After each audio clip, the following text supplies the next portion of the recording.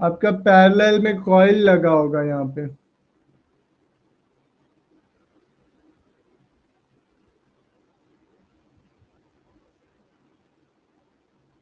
उसके अलावा band filter लगा होता है, आपका पीए लगा होता है, 4G पीए, 3G पीए।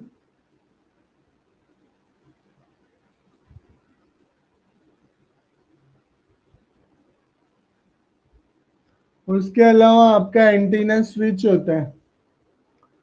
उसके अलावा आपका WTR या बेस बैंड आईसी, मतलब कॉलकॉम है तो WTR ही ज्यादातर देखने को मिला है अभी तक, लेकिन ऐसे जरूरी नहीं है कि कॉलकॉम है तो WTR ही मिलेगा। मीडियाटेक में भी WTR आने लगा है, ठीक है। WTR की जगह पे आपका SDR आता है, SDR, WTR या MTK की कोई भी आईसी जो है वो हो सकती है। तो यही तीन चीज आपको जो है वो देखने को मिलती है। पहला तो हो गया, बहुत सारे फिल्टर होंगे, बहुत सारे कंपोनेंट होंगे, बहुत सारे जो है ना 2G होगा, 4G होगा, 3G। ये आपका पीए है, मतलब एक बड़ा आरएफ होता है, एक छोटा आरएफ, या बड़ा पीए या छोटा पीए आपको नेटवर्क सेक्शन में नजर आएंगे। ऐसे छोटे छोटे बॉन्ड नजर आएंगे, बैंड, जिसे बैंड फिल्टर के नाम से जाना जाता है, ठीक है। तो ये नेटवर्क सेक्शन में आपका जो है, तो अगर नेटवर्क सेक्शन से एक छोटा सा भी कंपोनेंट निकल गया गाइस, यहाँ पे फ्रीक्वेंसी प्लस वोल्टेज की लाइन होती है, मतलब ऐसे फ्रीक्वेंसी के फॉर्म में होती है, जो कंपोनेंट के थ्रू क्या किया जाता है, लोअर फ्रीक्वेंसी को हाई और हाई फ्रीक्वेंसी को लोअर किया जाता है। तो एक जो होता है वो RX होता है और एक जो होता है वो TX होता है। TX इन द सेंस कि क्या होता है, ट्रांसमिसिंग सिग्नल्स, ठीक है, जिसमें हम क्या करते हैं, अपने फोन से कॉल करते हैं। तो हमने क्या किया, जो रेडियो फ्रीक्वेंसी पे काम कर रहा है हमारा फोन, तो हमने जब कॉल किया तो हमारे फोन से कॉल किया तो वो ट्रांसमिसिंग सिग्नल होगा। रिसीविंग सिग्नल्स क्या होगा, कि जो कॉल मुझे आया है वो रिसीविंग सिग्नल होगा। अब इन दोनों भी लाइनें एक्टिव होती है, अलग अलग टाइम पे अलग अलग लाइनें एक्टिव होंगी, लेकिन एक लाइन होगी जिसमें आपका RX RTX लिखा होगा। RTX मतलब ये एक ही लाइन है, लेकिन इससे रिसीविंग भी होगा, ट्रांसमिसिंग भी होगा। जैसे मैं अगर बोल रहा हूं तो आप सुन रहे हो, ठीक है, लेकिन आप बोलोगे तो मैं भी सुनूंगा, तो उस टाइम पे क्या होगा, अभी मैं लंबा गैप है, अभी मैं बोल रहा हूं, आप लोग सुन रहे हो, तो यहाँ पे क्या हो रहा है, रिसीविंग, आप लोग रिसीविंग कर रहे हो, मैं यहाँ से ट्रांसमिंग कर रहा हूँ, ठीक है, मैं यहाँ से ट्रांसफर कर रहा हूँ, आप वहां पे रिसीव कर रहे हो। लेकिन जब आप वहां से बोलोगे तो उस टाइम पे जो होता है, मैं क्या करूंगा, रिसीव करूंगा, और आप क्या कर रहे हो, ट्रांसमिसिंग कर रहे हो।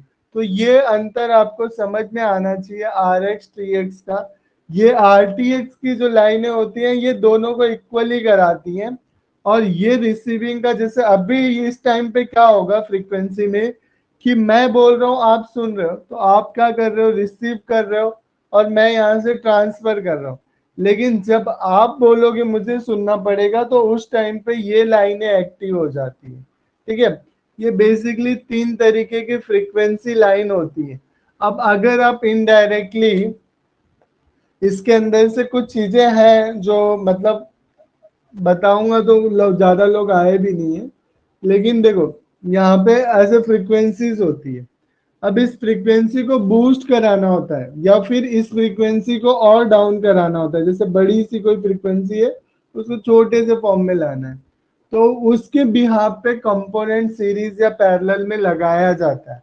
अगर एक भी कंपोनेंट नेटवर्क सेक्शन से निकला, ठीक है, तो इसका मतलब जो है, अगर ट्रांसमिसिंग रिसीविंग लाइन से निकला या एंटीना की टिप से निकला, जैसे में एंटीना की टिप से निकला तो एक बार चल भी जाता है लेकिन उस फोन में नेटवर्क की प्रॉब्लम आना तय है, अगर उसके अंदर से कोई भी कंपोनेंट निकलेगा तो सबसे पहला काम क्या होता है, जब भी आपके पास फोन आए जिसमें नेटवर्क की प्रॉब्लम हो, तो पहला क्वेश्चन कस्टमर से करना है कि सर आपका फोन गिरा हुआ तो नहीं था, गिरने के बाद ये प्रॉब्लम तो नहीं आई, तो ये सब आपको आइस क्लीनिंग करनी है कि उसके अंदर कहीं पे कुछ टूटा हुआ, कुछ उखड़ा हुआ ऐसा नजर तो नहीं आ रहा है।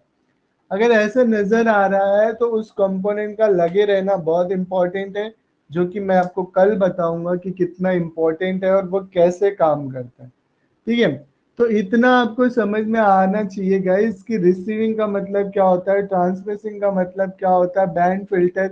ये एक छोटा फिल्टर भी बहुत काम का होता है, इसमें इनपुट होता है रिसीविंग का, फिर वो चार तरीके का ट्रांसमिसिंग बनाता है, पी क्यू आई क्यू, वो सब हम सैमेटिक के बेस पे देखेंगे। 2G आपकी छोटी आईसी होती है, जो छोटा वाला पीए होता है। एंटीना टिप से पहली जीएसएम की लाइन जो होती है वो 2G पीए में ही जाती है। ठीक है, एंटीना टिप से। तो ये 2G पीए हो गया, ये आपका 4G 3G पीए होता है बड़ा वाला। अगर ये आपका जो है वो 3G भी हो सकता है, तो ये आपका 4G और 2G ही होगा, अलग अलग मॉडल नंबर के हिसाब से अलग अलग चीजें हमें देखने को मिलती।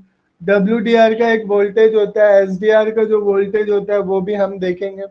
लेकिन इसमें जो है ना, फ्रीक्वेंसी की लाइन होने की वजह से ना गाइज एक प्रॉब्लम ये भी है कि हम नॉर्मल मल्टीमीटर से चेक नहीं कर सकते। हम नॉर्मल मल्टीमीटर से तो वोल्टेज चेक कर लेंगे, लेकिन जो फ्रीक्वेंसी चेक करनी होती है उसके लिए हमारे पास डीएसओ होना जरूरी है।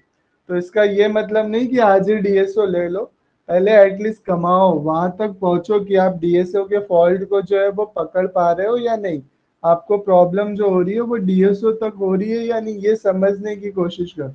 अब यहाँ पे एंटीना होता है, जीएसएम का एंटीना होता है। फोन आपका जो होता है ना वो बैंड पे काम करता है। हर एक फोन का एक बैंड होता है और नेटवर्क ऑपरेटिंग कंपनी का भी एक बैंड होता है। जैसे मैं कुछ बैंड के नाम आपको बताता हूँ, क्योंकि जरूरी नहीं, मतलब कैसे थोड़ी बहुत नॉलेज होनी चाहिए। अगर ये नॉलेज होगी तो आपको भी मजा आएगा। 2G कंफर्टेबल सेलुलर बैंड जो इंडिया में थे स्टार्टिंग में, उसे मोनो बैंड का नाम दिया जाता था। 2G सेलुलर, ठीक है। 2G सेलुलर का जो पहला स्टार्टिंग बैंड था मोनो बैंड। इस बैंड में क्या था कि जो फ्रीक्वेंसी थी वो जीएसएम की थी, जिसके अंदर आपका 19 मेगाहर्ट्ज का फ्रीक्वेंसी थी। ठीक है, 900 मेगाहर्ट्ज। ये फ्रीक्वेंसी आपको बहुत सारी कंपनियां जो स्टार्टिंग्स में हच, ऑरेंज बना, बाद में ऑरेंज था, फिर हच बना, हच से फिर वोडाफोन बना, एयरसेल आपको देता था, एयरटेल देता है, वोडाफोन देता है। ये सब 19 मेगाहर्ट्ज की फ्रीक्वेंसियां जो कि 2G के लिए है, तो ये हर कोई देता है। ठीक है, उसके बाद हमारे पास जो है ड्यूल बैंड ऑप्शन आया, 2G का ही, 2G का ही ड्यूल बैंड ऑप्शन आया कंफर्टेबल। ठीक है, ये भी सेलुलर ही था, ड्यूल बॉन्ड। मतलब बैंड जो इंटरनल आपका फोन होता है ना, उसके अंदर जो छोटे छोटे बैंड लगे होते हैं, वो बैंड बढ़ने की वजह से जो फोन भी बढ़ाते हैं, तो वहां पे कंपनियां को भी ऑप्शन, जब कंपनियां ऑप्शन देगी, जैसे अगर समझो वोडाफोन ने 900 पहले दे रहा था तो एक ही बैंड पे काम हो रहा था, मोनो बैंड पे। लेकिन मैंने आपको बताया ना, जैसे जैसे सॉफ्टवेयर अपडेट होता है, हार्डवेयर अपडेट होता है, उसी हिसाब से मार्केट में जो फैसिलिटी लानी होती है वो। तो यहाँ पे कनेक्टिविटी का इशू था गाइस 900 पे, तो हमने क्या किया, यहाँ पे 900 के बाद हमने जो है 900 मेगाहर्ट्ज के बाद हमने 1800 मेगाहर्ट्ज लेके आया। ठीक है, दो बॉन्ड हो गया, ड्यूल बॉन्ड। तो ये ऐसे फोन में अब दो बॉन्ड लगाना पड़ा। तो आपकी मर्जी भाई, अब मैं मैन्युफैक्चरर कंपनी हूँ, ठीक है।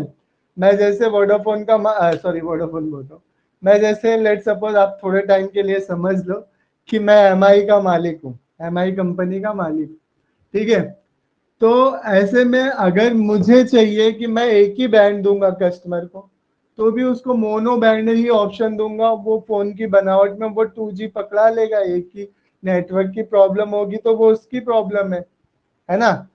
लेकिन अगर मैं अच्छा ब्रांड हूँ, मुझे लगता है नहीं यार मेरे फोन को अच्छा बनाना चाहिए, उसका नाम खराब नहीं होना चाहिए, जब मार्केट में मेरे पास दो ऑप्शन है 900 और 1800, तो क्यों ना मैं दोनों को डाल दूं। तो ड्यूल बैंड में दोनों बैंड डालने लगी है कंपनियां, ठीक है। उसके बाद क्या आया, उसके बाद ट्राई बैंड आया। ट्राई बैंड में क्या हुआ, ऑप्शन 900 से लेके फिर आपका 1800, फिर आपका एक बैंड इंक्लूड हुआ, यहाँ तक जीएसएम ही था गाइस, ठीक है। 1900 ऑप्शन, फिर रिलायंस की एंट्री हुई मार्केट में, रिलायंस इंडस्ट्री ने एंट्री किया, ठीक है। रिलायंस जब एंट्री करता है तो अलग ही करता है। तो उसने क्या किया, उसने WCDMA बनाया। WCDMA रिलायंस का फोन पता है ना आपको, जो शुरू में धीरू भाई अंबानी ने लॉन्च किया था जी 500 जी रुपए सर, का। पता है बताए। हाँ, तो वो फोन क्या था, उन्होंने बैंड को चेंज किया और UMTS बैंड बना, मतलब UMTS का ऑप्शन दिया उसके अंदर, और उनकी फ्रीक्वेंसी अलग थी, UMTC फ्रीक्वेंसी उन्होंने मार्केट में लाई 900 और 2100। UMTS की ही थी, लेकिन 900 और 2100 मेगाहर्ट्ज की फ्रीक्वेंसी उन्होंने मार्केट में लाई, ठीक है। ये 900 में थोड़ा सा कुछ चेंजेस था, क्योंकि अगर 900 सेम होगा ना गाइस, ये UMTS था लेकिन ये GSM था और ये UMTS है, ठीक है। MTNL ने भी लाया था, MTS ने भी लाया था CDMA फोन। तो CDMA MTS में भी जो था वो यही था। आप देखोगे फिजिकली सर्किट को, अगर आपने देखा होगा खोल के ना, तो आपको देखने को मिलेगा कि उसके अंदर इंटरनल कंपोनेंट की डिजाइनिंग अलग थी। जीएसएम में अलग थी, जीएसएम में अलग, ये जीएसएम में अलग। ये सब नोकिया के दौर है, 1800 900, ये 1900 नोकिया 3310 के दौर है। और ये जो है वो नोकिया के ब्लैक एंड व्हाइट फोन जो आए थे ना 1100 1200, वो तितली वाले फोन 2300, ये सब दौर है वो, ठीक है। उसके बाद रिलायंस की एंट्री हुई तो WCDA में आया मार्केट में। फिर उसके बाद जो है ना 3G का दौर आया। अब 3G के दौर में ना ये WCDMA की फ्रीक्वेंसी को यूटिलाइज किया गया, और यहाँ पे हमने सब 2G बंद करके अब हम 3G में आ गए। तो 3G में हमारे पास बैंड कंपेटिबिलिटी जो थी ना वो यही थी 900 और 2100, इसी को यूटिलाइज किया गया GSM के साथ में, और डेवलपमेंट देखने को मिला। अब ये इंजीनियरिंग लेवल पे गाइस जो भी था, जितना मेरे को मिल पाया मैं आपको बता रहा हूँ, ठीक है। 2100 और में ये मेगाहर्ट्ज आपको जो है, ये जनरल इंफॉर्मेशन के लिए बता रहा हूँ मैं आपको। तो इतना आया। उसके बाद ना 3G के अंदर बहुत सारे ऑप्शंस भी आए, और हम अभी मैं आपको इसमें दिखाता हूँ, क्या नाम है, GSM फोरम पे। उसके बाद हमारा 4G का दौर आया, 4G जो कि हम जिस दौर में हैं अभी। तो यहाँ पे B5, B6 और B8, B41, B40 और B3, ये सब बैंड जो है ना मार्केट में आए 4G के साथ, ठीक है। यहाँ पे भी कंपेरेटिव जो था वो सेलुलर ही है, ठीक है, सेलुलर ही है। और इसमें बैंड के जो ऑप्शन मिले हमें वो क्या मिले, एल LTE 800 में 850 मेगाहर्ट्ज का, उसके बाद 900 मेगाहर्ट्ज का, 1800 मेगाहर्ट्ज का। लेकिन यहाँ पे ये जो ट्राई बैंड थे इसमें LTE बैंड आए, ठीक है। LTE बैंड मतलब इसका सेपरेट सेक्शन बनाया गया। अभी आप अपने फोन में देखते हो ना, तो आपको 2G का भी ऑप्शन मिलता है, 3G का भी ऑप्शन मिलता है, 4G का ऑप्शन भी मिलता है। तो उसमें एक मोनो बैंड भी लगा होगा, या तो फिर ये ट्राई बैंड लगा होगा, और ये 4G के लिए ये बैंड लगे होंगे। अब इसमें से जितने सारे ऑप्शंस आपके फोन में होंगे, उतना ही अच्छा आपका फोन जो है वो परफॉर्म करेगा। तो यहाँ पे 2300 और 2500, ये जो है ऑप्शंस आपको मेगा हर्ट्ज में जो है वो मार्केट में अभी है। 5G के बैंड कंपेटिबिलिटी अभी तक मार्केट में लीक नहीं हुई है, ठीक है। तो ये जो बैंड है, ये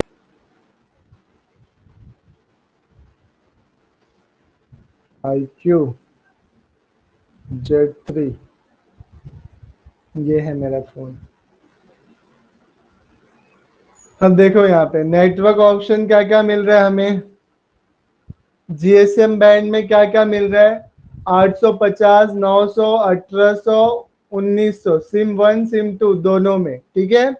तो ये हो गया मेरा। यहाँ पे सीडीएमए भी दिया है, सीडीएमए 800। ये मेरी कंट्री के लिए नहीं है, वो अलग किसी कंट्री के लिए भी बनाया होगा उन्होंने, ठीक है। तो यहाँ पे आपका जो है ये सब बैंड का ऑप्शन मिला। मतलब अगर जहाँ पे जीएसएम की फ्रीक्वेंसी अवेलेबल होगी, जैसे मेरा ऑपरेटर कौन है, एक जियो है और दूसरा एयरटेल है। तो एयरटेल का अगर 850 यहाँ पे है तो मुझे 2G मिलेगा, 3G मिलेगा। वो अलग अलग तरीके से फंक्शन फोन में होता है, मैं आपको बाद में बताऊंगा कि कैसे स्विच होता है। लेकिन आपको यहाँ पे इस तरीके से देखने को मिलेगा कि ये सारे ऑप्शन अवेलेबल है फोन के पास। अगर ये सब अवेलेबल होंगे तो मिलेगा आपका। 3G का बैंड कौन सा है, SDSP। ये जो बैंड का नाम दिया उन्होंने 850, 900 और 1700, 2100, ये आपका जो है वो दिया है। बैंड वन उन्होंने दिया है इंडिया के लिए 1, 3, 4, 5, 41, 40। वही B1 B2 जो मैंने आपको बताया वो इंडिया के लिए यहाँ पे है। चाइना के लिए उन्होंने इतने सारे बैंड दिए हैं। और साउथ अफ्रीका, ये क्या मालूम, इंडिया क्या है वो, सेटेलाइट एरिया और नासा, NSA, क्या मालूम क्या है वो। अच्छा ये 5G बैंड दिया, सॉरी सॉरी सॉरी। 77 और 78 अभी बैंड आया नहीं है, लेकिन इन लोगों ने इंफॉर्मेशन दे दी है कि 5G का मेरा फोन 5G भी है। तो 77 और 78 जो है वो इंडिया के लिए उन्होंने दिया है। 128, 41, 77, 78 चाइना के लिए दिया है। और ये इंटरनेट की स्पीड दी है मैक्सिमम, ठीक है। तो ये जो है इस तरीके का बैंड यहाँ पे आपको पता चला। ये B1 B2 वो जो मैंने बताया वही है, ठीक है। 41, 40, 38, 8, 3, 4 जो मैंने आपको बताया। तो ये सब बैंड।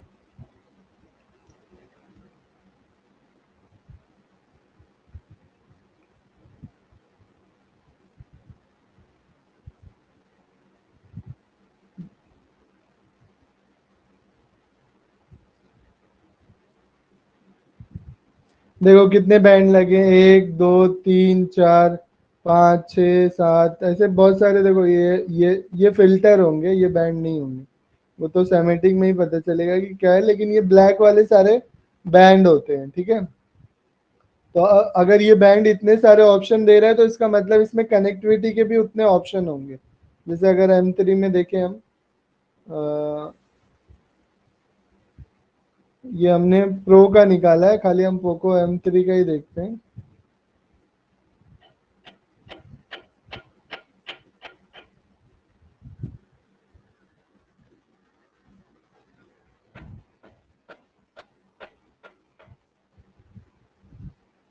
तो देखो पोको M3 में कितने ऑप्शन है, 1, 2, 3, 4, 5, 7, 8, 20, 20, 28, 30, कितने सारे ऑप्शन है। तो इसका मतलब ये है ना कि इतने इतने ज्यादा बैंड होने का मतलब है कि इस फोन में ज्यादा 4G का प्रॉब्लम नहीं आएगा।